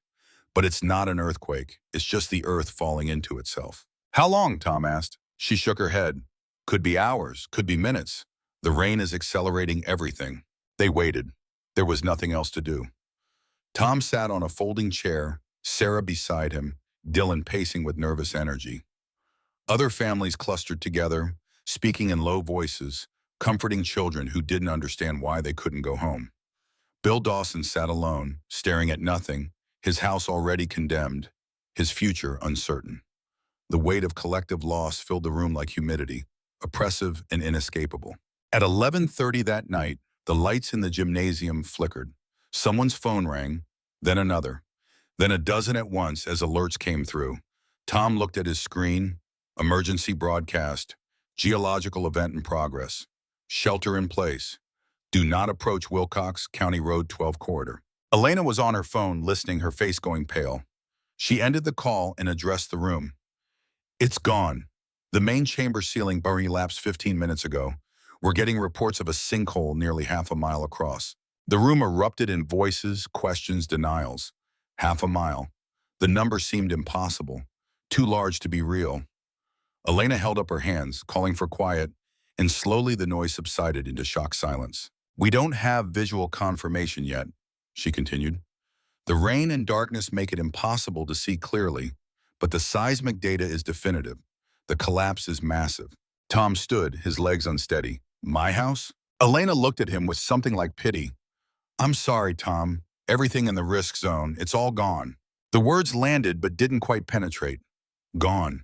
Such a simple word for such complete destruction. Tom sat back down and Sarah took his hand, and they sat together in silence while around them people wept and cursed and prayed.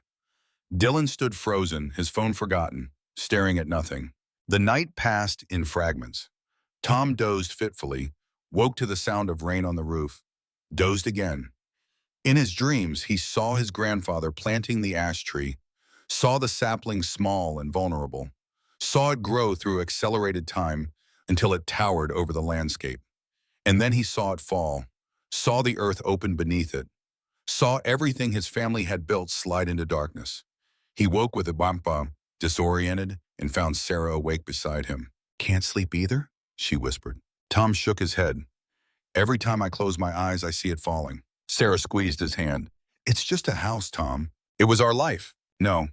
She turned to face him in the dim emergency lighting. "Our life is us, you, me, Dylan. Everything else is just stuff." He wanted to believe her, wanted to accept that philosophy of detachment, but he couldn't. The house had been more than stuff. It had been proof of continuity, evidence that the Brennans mattered, that they'd carved out a space in the world and held it for 3 generations. Without it, what were they? Just people, rootless, unanchored, no different from anyone else. Morning came gray and wet. The rain had slowed to a steady patter, and the first news helicopters appeared overhead, circling the disaster site, broadcasting images that would be seen around the world. Tom watched on someone's phone as aerial footage showed the scope of the destruction. The sinkhole was even larger than Elena had estimated, an almost perfect circle, maybe 600 yards across, filled with dark water that reflected the clouded sky. Around its edges, the land had subsided in terraces, creating a stepped descent into the depths. And at the center, barely visible through the rain, were the remains of structures. Rooftops, trees, the metal shell of a barn, all of it half submerged, slowly sinking. Tom counted the houses he could identify. His own, recognizable by the green roof he'd installed 5 years ago. Bill Dawson's ranch, the addition visible on the south side. Grace Porter's place, her garden now underwater. 17 homes in total, maybe 18, all of them transformed from shelter to wreckage in a matter of hours. The number of lives disrupted was impossible to calculate. Families, histories, the accumulated possessions of decades, all of it claimed by the hollow earth. Elena gathered the displaced families at noon, when the rain finally stopped and pale sunlight broke through the clouds. She had maps, satellite imagery, damage assessments. The sinkhole had stabilized, she reported. The immediate danger had passed, but the area was permanently altered, permanently lost to human habitation. The county would condemn the land, purchase it through eminent domain, turn it into a geological study site or a memorial, or whatever bureaucratic designation made sense to people who dealt in paperwork rather than loss. Compensation was mentioned. FEMA assistance, state relief funds, insurance claims for those who had coverage. Numbers were thrown around, estimates of what lost homes were worth in dollars and cents. Tom listened and heard nothing that mattered. Money couldn't rebuild what had been destroyed because what had been destroyed wasn't just property. It was connection to place, to history, to the idea that where you came from meant something permanent. The meeting ended with promises of support, of resources, of help that would arrive in time, according to schedules that had nothing to do with the immediacy of need. People filed out, shell-shocked, moving toward an uncertain future with the same numb acceptance soldiers showed after battle. Tom remained seated, unable to summon the energy to stand. Bill Dawson sat down beside him. "You going to be okay?" Tom didn't answer for a long moment. Then he said, "I keep thinking about my grandfather, about what he'd say if he could see this." Bill grunted. "What do you think he'd say?" Tom considered it. Probably that the land takes back what it wants, that we're just borrowing it for a while. Smart man, your grandfather. They sat together in silence. Two men who'd lost everything to the same disaster, bound now by shared catastrophe in a way that decades of mere proximity had never achieved. After a while, Bill spoke again. "Some of us are talking about staying. Not here in the shelter, but in the area. Buying land that's still solid, starting over." Tom looked at him. "Why would you stay?" Bill shrugged. "Where else would I go? I'm 62 years old. I've lived in this county my whole life. Can't picture being anywhere else." He paused. "We're thinking about pooling resources, buying a tract together, kind of a cooperative thing. Make sure nobody goes through this alone again." Tom felt something stir in his chest, something that might have been hope or might have been fear. He couldn't tell which. "Who's we?" Bill rattled off names, families Tom had known his whole life, people he'd seen at church, in the feed store, and the annual county fair. People who'd lost as much as he had and were choosing to remain anyway. "Why are you telling me this?" Tom asked. "Because we want you in," Bill said simply. "You started this whole thing, sure, but you didn't mean to, and running away won't change what happened." He looked at Tom directly. "Stay. Help us build something new." The offer hung between them, impossible to accept and equally impossible to refuse. Tom thought about his grandfather, about the choice to buy worthless land and make it valuable through sheer force of will, about the decision to plant a tree and declare permanence in a world that offered none. Maybe that was legacy, not the tree itself, not the land, but the willingness to start over when everything fell apart. "I'll think about it," Tom said. That evening, Tom walked to the edge of the safe zone, as close as they'd let him get to what used to be his property. The sinkhole stretched before him, a wound in the earth that would never heal, only scar over. The water had settled, was perfectly still now, reflecting the sunset in shades of orange and purple that were almost beautiful. Almost. Dylan found him there, camera in hand but not filming, just standing beside his father, looking at the destruction together. After a while, Dylan spoke. "I've been getting messages. People want to help. There's a GoFundMe page someone started. It's at $70,000 already." Tom turned to look at his son. "70,000? People saw my videos. They feel bad for us, for everyone who lost their homes." Dylan showed him the phone, the number climbing even as they watched. "Could be a lot more. Could be enough to actually do something with." "Like what?" Dylan shrugged. "I don't know. Buy land like Mr. Dawson said. Build something. Start over." "You want to stay here?" Tom asked. "I thought you hated this place." The boy was quiet, watching the water. "I used to think I did. Thought it was boring, thought nothing ever happened. But then this happened. And I realized," he searched for words, "this is my story, Dad. Not because I chose it, but because it's true. Because it's real. All the stuff online, all the games and videos and whatever, none of it's real like this is real. Tom felt something break open in his chest, a dam of emotion that had been holding for days. He put his arm around his son, pulled him close, and they stood together watching the sun set over the drowned land. And for the first time since the tree fell, Tom felt something other than guilt and grief. He felt possibility. That night, Tom called a meeting of the displaced families. 28 of them showed up, gathering in the elementary school cafeteria, sitting on benches meant for children. Tom stood at the front, Sarah beside him for support, Dylan filming because that's what the boy did now, turning life into record, into evidence that they had existed. "I've got a proposal," Tom began. His voice shook, but he pushed through.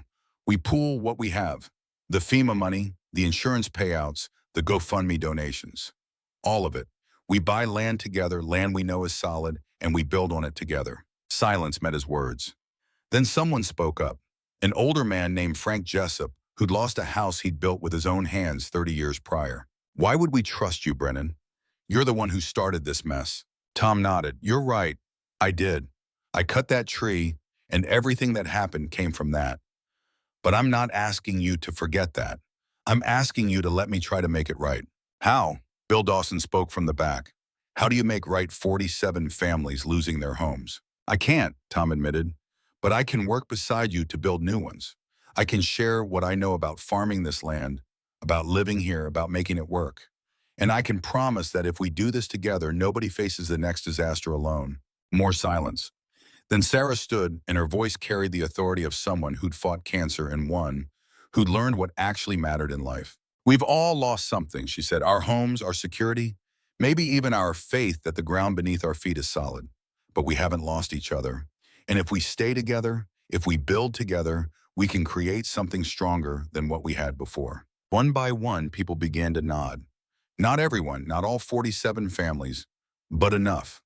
Enough to make the idea possible. By the end of the meeting, 28 families had committed to the plan. They would pool their resources, would buy 200 acres on higher ground 5 miles from the sinkhole, would create what they called the Brennan Community Land Trust. The name made Tom uncomfortable, made him feel like he was claiming ownership of a tragedy, but the others insisted. "You opened the earth," Frank Jessup said. "Now you get to help close it." The logistics took weeks. Lawyers had to be consulted, deeds had to be transferred, money had to be collected and verified. The GoFundMe grew to over $1 million, fueled by Dylan's videos and the national attention they'd garnered. Strangers from across the country sent checks, sent materials, sent offers of labor. A church group from Tennessee arrived with tools and willing hands. A veterans organization sent builders. The community that had lost everything discovered that they were not alone. That catastrophe had a way of revealing generosity in people who'd never met the victims, but recognized their suffering as human and universal. Tom worked 16-hour days, welding frames for new houses, digging foundations, stringing wire for electricity. His hands blistered, then calloused, then blistered again. Sarah ran the community kitchen, coordinating donated food and cooking meals for the workers. Dylan documented everything, his subscriber count climbing past 500,000, his videos becoming a chronicle of rebuilding that inspired others facing their own disasters. 3 months after the collapse, the first house went up. It was small, barely 900 square feet, but it was solid. It belonged to Bill Dawson, who'd lost the most and complained the least. When the last nail was driven, when Bill walked through his new front door, the entire community gathered to watch. There were no speeches, no formal ceremony. Just Bill standing in his empty living room, looking around at walls that didn't yet have paint, at floors that didn't yet have furniture, and nodding slowly. "It'll do," he said, then quieter. "Thank you." More houses followed. By the 6th month, 12 families had moved into new homes. By the 9th month, 20. The land trust took shape, not just as property, but as community, with shared gardens and communal equipment and a barn that everyone helped build and everyone could use. It wasn't the same as what they'd lost. It was smaller, simpler, more intentional. But it was theirs, built with their own hands, paid for with their own suffering. Tom's house was one of the last to go up. He'd insisted on helping with everyone else's first, had worked on his own only when there was nothing else that needed doing. When it was finally finished, when he and Sarah and Dylan stood on their new porch looking out over the community they'd helped create, Tom felt something he hadn't felt in months. Peace. Not happiness, not yet, but the absence of guilt was close enough. Dylan had stopped filming by then, had put away the phone that had documented everything, and was just present, just there. The boy had changed, had grown not just in height but in depth, in understanding that the world was harder and more fragile than he'd known, but also more resilient. 1 year to the day after Tom cut the tree, the community gathered at the edge of the sinkhole. It had been designated a state geological preserve, fenced and marked with signs explaining what had happened. The water had stabilized at a depth of 150 feet, fed by the same underground sources that had caused the disaster. Geologists came regularly to study it and to take measurements, to try to understand the forces that had created such sudden and complete destruction. But on this day, it belonged to the families who'd lost homes to it. They stood at the fence, looking down at water that had claimed everything they'd built, and they held a ceremony of remembrance. Not a funeral, because nothing had died that couldn't be rebuilt, but an acknowledgement of loss, of the dividing line between before and after, of the moment when their lives had been split into two distinct eras. Sarah had suggested they plant something, a memorial of growth to balance the destruction. They'd chosen a tree, a young oak that Bill Dawson had found growing wild near the new community. It was small, maybe 6 feet tall, but healthy. They planted it 20 feet from the fence, in soil they knew was solid, anchored by bedrock that wouldn't betray them. Each family added a shovel of dirt. When it came to Tom's turn, he knelt beside the sapling, touched the thin trunk, and felt the memory of another tree, another time. But this tree was different. It didn't carry the weight of legacy or the burden of generations. It was just a tree, planted by people who needed to create something after destroying so much. He stood, stepped back, and watched as Dylan added his shovel of dirt, then Sarah. The ceremony concluded with silence, with people standing together in the late afternoon light, looking at what they'd lost and what they'd built, and trying to find meaning in the space between. That evening, the community held a dinner, tables set up outside, food that everyone had contributed. Tom sat with Sarah and Dylan, surrounded by people who'd become more than neighbors, who'd become something closer to family through shared trauma. Bill Dawson raised a glass. To the Brennan Land Trust, he said, to starting over, to knowing that even when the ground gives way, we don't have to fall alone. People echoed the toast, raised their glasses, drank. Tom drank too, tasting cheap wine and expensive hope, feeling the warmth of community that had been forged in disaster and tempered by mutual effort. Later, when the dinner ended and people drifted toward their homes, Tom walked to the edge of the property, looked back at the lights, at the huses, at the evidence that human beings could endure anything if they had each other. Sarah joined him, slipped her hand into his. "You did good," she said. "We did good," Tom corrected, "all of us." She leaned against him, and they stood together in the darkness, listening to the sounds of their new community settling in for the night. Somewhere in the distance, a dog barked. Someone laughed. A door closed. Ordinary sounds that meant everything because they meant continuity, meant life going on despite catastrophe. Tom thought about his grandfather, about the $17 in the handshake, about the determination to own something in a world that said you own nothing. He thought about the tree, about his mistake, about the way one decision could ripple outward and change everything. And he thought about legacy, about what it really meant to leave something behind. His grandfather had left land that was gone now, swallowed by the hollow earth.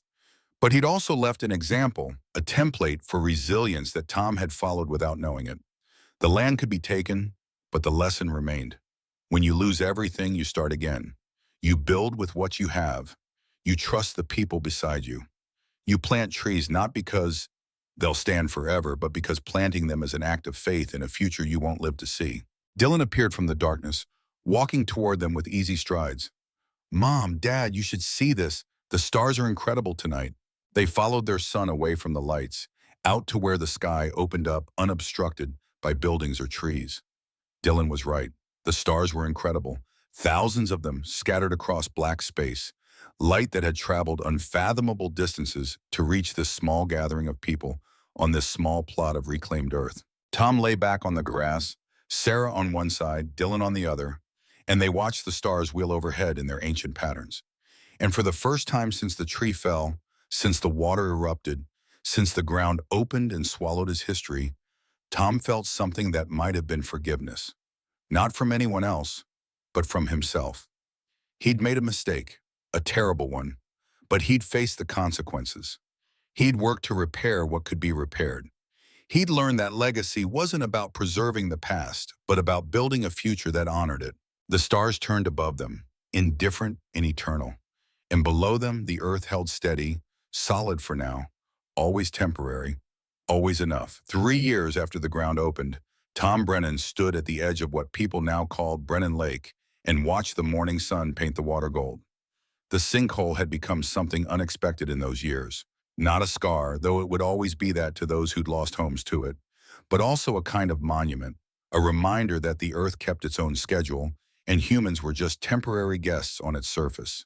The state had done what states do. They'd studied it, measured it, categorized it as a geological phenomenon worthy of protection and academic interest. They'd built a visitor center, installed informational plaques explaining karst topography and limestone erosion and the forces that create sudden subsidence. One plaque near the observation deck told the story of the Hutchinson cistern, the deep water storage dug in 1884 that had inadvertently weakened the limestone layer, creating a vulnerability that had waited over a century to reveal itself. Tom had read that plaque a dozen times, finding strange comfort in the knowledge that his mistake had been preceded by someone else's, that the chain of unintended consequences stretched back farther than his own choices. The state had paved a parking lot and marked trails and turned catastrophe into education. Tom couldn't decide if that was disrespectful or simply practical. Maybe it was both. He came here most mornings now, before the tourists arrived, before the school buses brought children to learn about geology and disaster preparedness. In these quiet hours, the lake was his, or as much his as anything could be that had taken so much. The water was clear now, the sediment long settled. On calm days like this, he could see down maybe 20 feet, could make out the ghostly shapes of what rested below.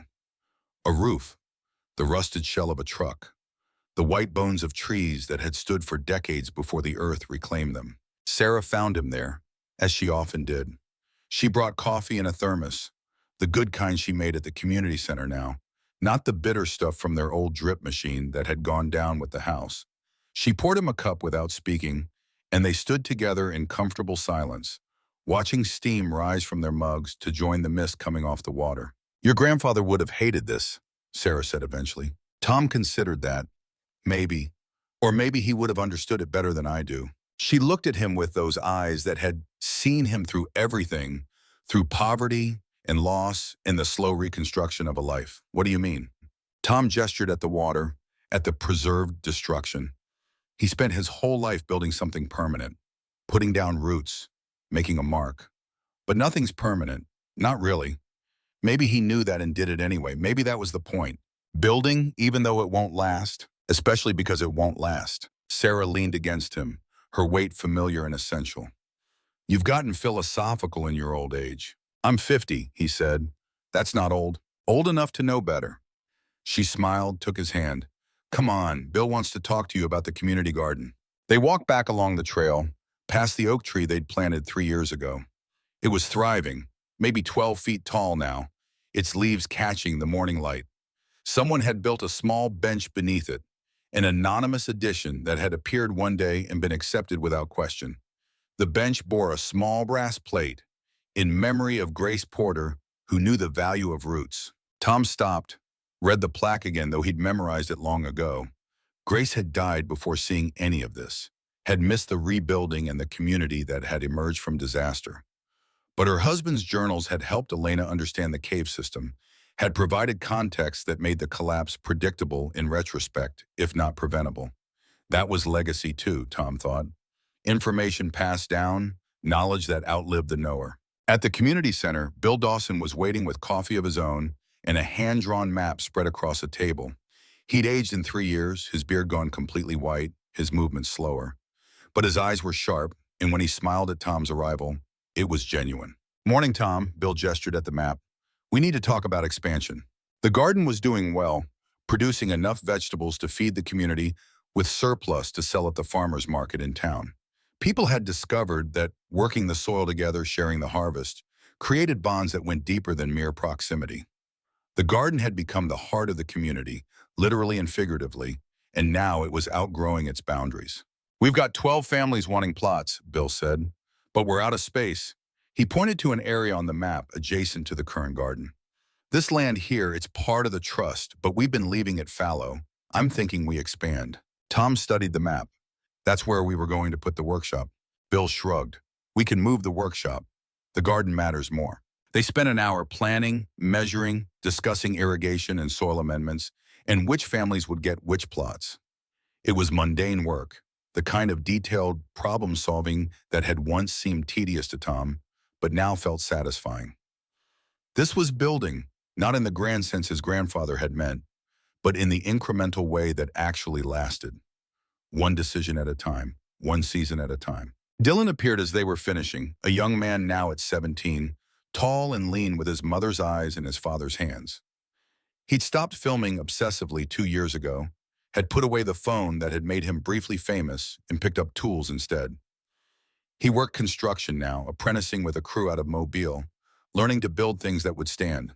The irony wasn't lost on anyone. "Dad, you seen the news?" Dylan held up his phone, an old habit he couldn't completely break. Tom took it, read the headline. "Major sinkhole opens in Florida, swallows 2 homes." He handed the phone back. "That's terrible. They want to interview you. CNN, they're doing a piece on sinkholes, want to talk to survivors." Tom shook his head. "No interviews." "Dad, it's been 3 years. People have forgotten. This could help remind them, could help other people prepare. Help them prepare for the earth opening up?" Tom heard the bitterness in his own voice, tried to soften it. "What would I tell them, Dylan? Don't cut down trees? Get geological surveys before removing old growth?" "It all sounds obvious after the fact." Dylan persisted. "You could tell them what we did after, how we rebuilt. That's the story that matters." Tom looked at his son, this boy who'd become a man through catastrophe, who'd learned that documentation wasn't enough, that you had to participate in life to understand it. Maybe Dylan was right. Maybe the rebuilding was the story worth telling. "One interview," Tom said, "but you're coming with me." The CNN crew arrived 2 days later, a small team with cameras and lights and that air of professional efficiency that came from covering disasters as the regular beat. The reporter was different from the one who'd interviewed Tom 3 years ago, a middle-aged man with kind eyes and a gentle way of asking hard questions. They set up at the edge of Brennan Lake, the water providing a dramatic backdrop, a visual reminder of what had been lost. "Mr. Brennan," the reporter began, "3 years ago you cut down a tree and triggered one of the largest sinkholes in Alabama history. Can you take us back to that moment?" Tom had told the story so many times it had become almost rehearsed, the emotional edges worn smooth by repetition. But sitting here, looking at the water that had swallowed his history, he felt it fresh again. The weight of the axe, the shock of the eruption, the terrible understanding that he'd broken something that couldn't be fixed. He went through it chronologically. The discovery of water, the decision to cut, the collapse, the loss of 47 homes and the displacement of over 100 people. He didn't minimize his role, didn't make excuses. He'd learned that accepting responsibility was the only way to move past it. The reporter nodded, sympathetic. "That must have been devastating. How did you cope?" Tom glanced at Dylan, who was watching from behind the cameras. "We didn't cope. We survived. And then we decided to do more than survive." He explained the land trust, the pooling of resources, the decision to stay and rebuild rather than scatter. He talked about the community that had formed, about shared gardens and communal equipment, and the way disaster had revealed what actually mattered. The reporter took notes, asked follow-up questions, drew out details that Tom had forgotten he knew. "I understand geologists traced the problem back to an old cistern," the reporter said. "Can you explain that?" Tom nodded. "Settlers in the 1880s, the Hutchinson family, they dug a deep cistern for water storage. Went down into the limestone layer, probably 30, 40 feet. They didn't know they were creating a weak point. Over 130 years, water eroded the rock around it. My tree's roots were holding it together. When I cut the tree, removed those roots, the erosion accelerated." He paused. "So in a way, I didn't cause the problem. I just revealed it. But revealing it at that moment, in that way, that was on me. What would you say to someone facing a similar disaster? The reporter asked. Tom was quiet, thinking. Finally, he said, I'd tell them the ground isn't as solid as you think, that everything you build can be taken. But I'd also tell them that you're stronger than you know, and you don't have to face it alone. He paused. And I'd tell them to forgive themselves, because holding on to guilt doesn't rebuild houses. And I'd tell them to look for the history. Sometimes the problem isn't new. Sometimes it's been waiting for generations. The interview continued for another 20 minutes, but that answer was the one that would be clipped and shared, that would go viral in the small way that serious news still could. Tom watched it later, uncomfortable seeing himself on screen. But Sarah made him watch, made him see what others would see. A man who'd made a terrible mistake and found a way to live with it. A man who'd chosen rebuilding over running. It wasn't redemption, not quite, but it was something close. That summer, the community celebrated its 3rd anniversary. They held a festival, nothing fancy, just tables of food and a band made up of locals who played country music with more enthusiasm than skill. Children ran through the shared spaces, playing games that had nothing to do with screens. Adults talked and laughed and argued about zoning decisions and whose turn it was to maintain the equipment shed. It was ordinary and beautiful, exactly what they'd built together. Tom found himself talking to a young couple who just moved in, the first new family to join the land trust who hadn't been part of the original disaster. They were in their 30s, drawn by the idea of intentional community, of living connected to neighbors and land in ways that modern suburban life didn't allow. Is it true you started all this by cutting down a tree? The woman asked. Tom smiled ruefully. That's the short version, yeah. The husband looked out over the community, at the houses and gardens and children. Must have been one hell of a tree. It was, Tom said. It really was. Later, as the sun set and the band played and people danced on grass that had been bare dirt 3 years ago, Tom walked the perimeter of the property. He did this sometimes, checking boundaries not because they needed checking, but because the ritual grounded him, reminded him that this was real, that they'd built something that existed outside his guilt and grief. He found Sarah sitting on the bench under the oak tree, watching the celebration from a distance. He joined her, and they sat in the gathering dusk, listening to music drift across the space between them and the community. Do you miss it? Sarah asked. The old place? Every day, Tom said, but not the way I used to. She took his hand. What changed? I think I finally understood what it was I was missing. It wasn't the house or the land. It was the feeling of continuity, of being part of something that stretched backward and forward in time. He squeezed her fingers. But we have that here too. It's just different. Better different or worse different? Tom thought about it. Just different. Maybe better because we built it ourselves, knowing it wouldn't last forever. Maybe worse because we can't pretend it's permanent. Nothing's permanent, Tom. I know, but it's easier to live when you can pretend. Sarah leaned her head on his shoulder. You're doing more than living. You're building. That's always been enough. Fall came, and with it the anniversary of Grace Porter's death. The community held a small memorial service, not at a church but at the bench bearing her name, under the oak that was now taller than any person standing beneath it. People shared memories of Grace, stories of kindness and stubbornness in equal measure. Bill Dawson spoke about her husband's journals, about how knowledge passed down could protect people even after the original knower was gone. Tom listened and thought about his own grandfather, about the stories that had been passed down.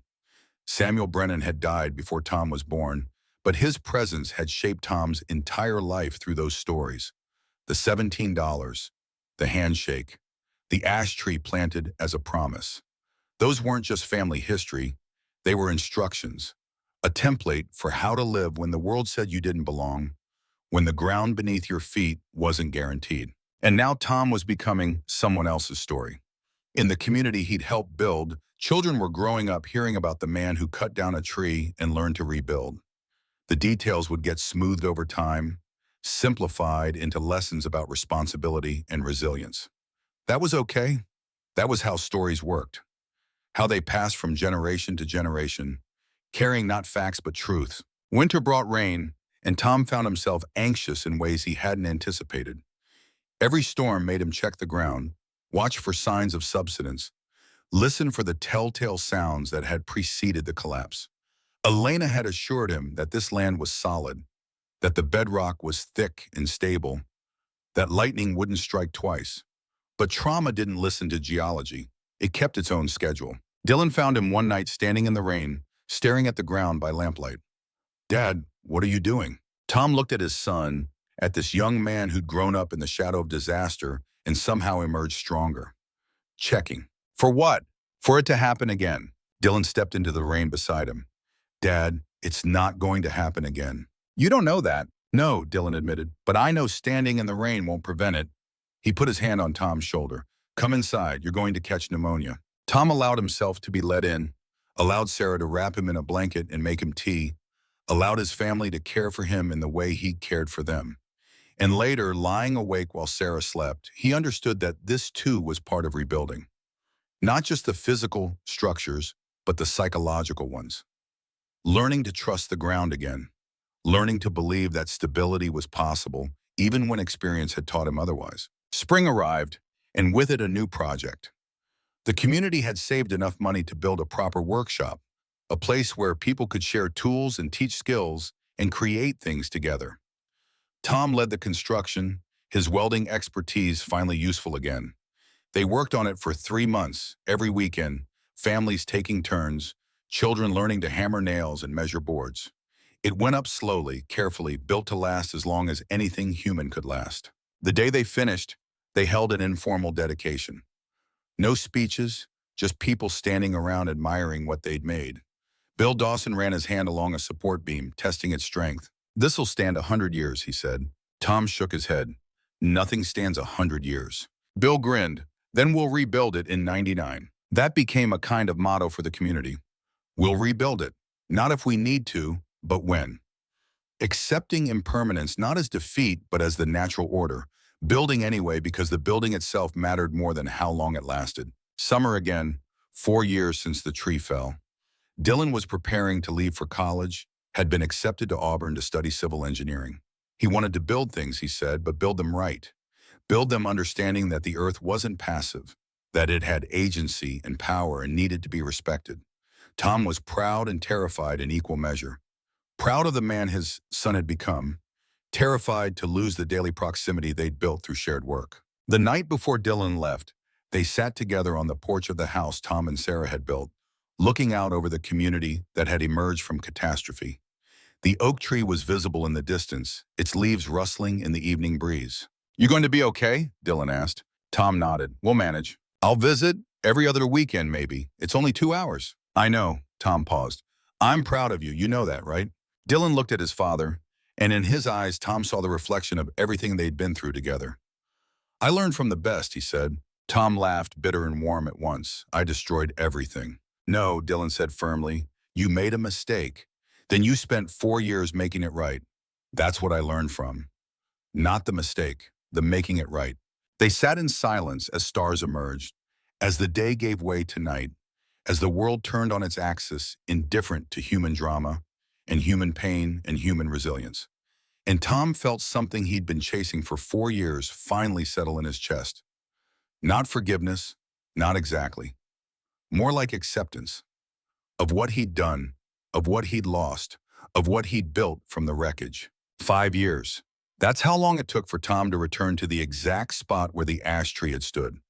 The state had built an observation deck there, a platform that extended over the water, allowing visitors to look down into the depths. Tom had avoided it, had come to the lake but never to this specific place, unable to face the epicenter of his mistake. But on the 5th anniversary, Sarah convinced him to go. They walked there together, following the paved trail past the informational plaques, past tourists with cameras, past school groups being lectured about geology. One young guide was explaining to a group of middle schoolers about the Hutchinson cistern, about how 19th century settlers had unknowingly created the conditions for collapse over a century later. The children listened with that particular mix of boredom and fascination that came from field trips. At the platform, Tom and Sarah stood alone, looking down into water so clear it seemed almost fake.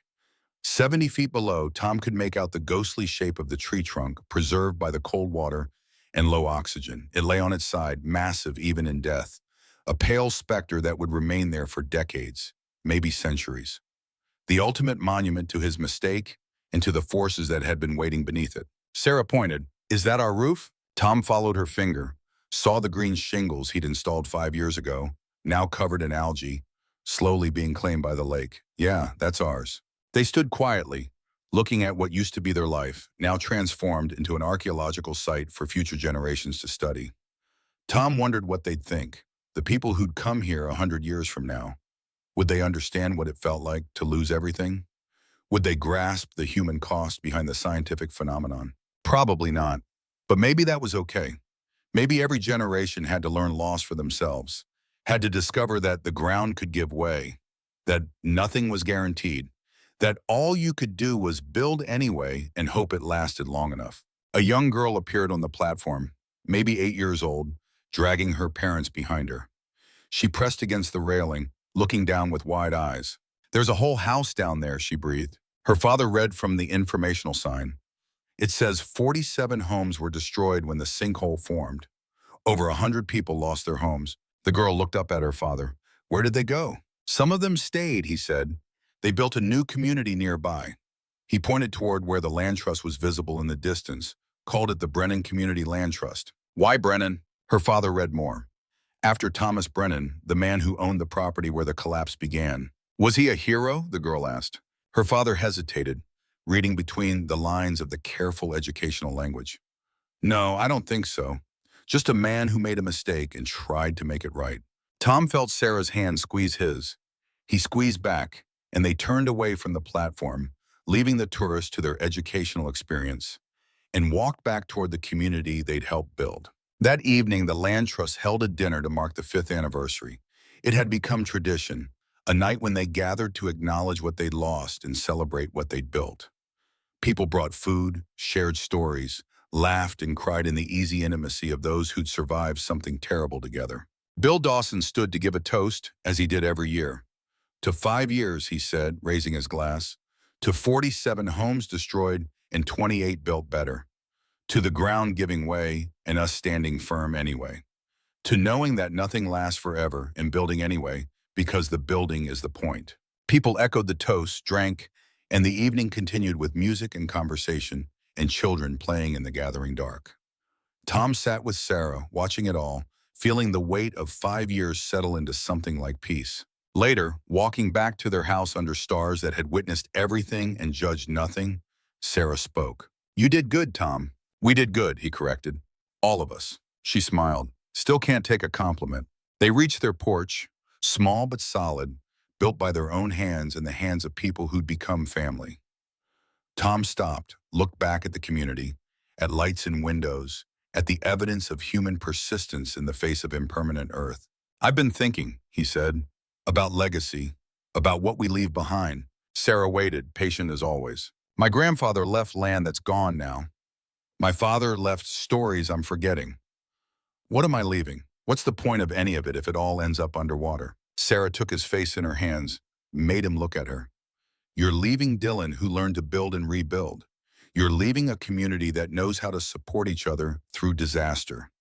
You're leaving the knowledge that making mistakes doesn't define you, but how you respond to them does. She kissed him gently. That's legacy, Tom, not what stands, what grows. Inside, Tom found his grandfather's pocket watch in its drawer, wound it carefully as he did every week, listened to its steady tick. The watch had survived the collapse, had been in his pocket when the tree fell, had kept time through everything. It would keep time after he was gone, would be Dylan someday, would carry forward not because it was valuable, but because it was tangible proof that the Brennans endured. He set it on the nightstand, climbed into bed beside Sarah, and slept without dreams. Years would pass. Dylan would graduate, would return to help design sustainable buildings that respected the Earth's power, that accounted for what lay beneath. More families would join the Land Trust, drawn by the story and the model of intentional community. The oak tree would grow tall, would spread its branches over gatherings and celebrations, would become its own kind of witness. And Tom would age, would slow, would eventually be the old man telling stories to children who hadn't been born when the ground opened. He'd tell them about the ash tree, about the water, about the moment when everything he'd known disappeared into the hollow earth. He'd tell them about the old cistern, about how mistakes made generations ago could echo forward in time. And he'd tell them what came after, the rebuilding, the community, the discovery that loss wasn't ending, but transformation. Some would listen, some wouldn't. That was okay. The story would remain, would pass from person to person, would change and simplify and grow mythic with time. And somewhere in that story would be a truth worth keeping, that the earth was temporary and humans were temporary and everything built would eventually fall. But that wasn't a reason to stop building. It was the reason to start. The last witness to what had been was also the first witness to what could be. And in the space between those two roles, between ending and beginning, Tom Brennan found something that looked like redemption, but felt more like acceptance. Of the ground beneath his feet, solid for now, hollow underneath, always ready to remind him that nothing was guaranteed except the need to keep going, keep building, keep planting seeds that would grow long after he was gone. He understood now that his grandfather's $17 hadn't bought permanence. It had bought the right to try, to build knowing it wouldn't last, to plant trees that would outlive you or fall in your lifetime. And either way, the planting mattered more than the standing. And that, he finally understood, was enough.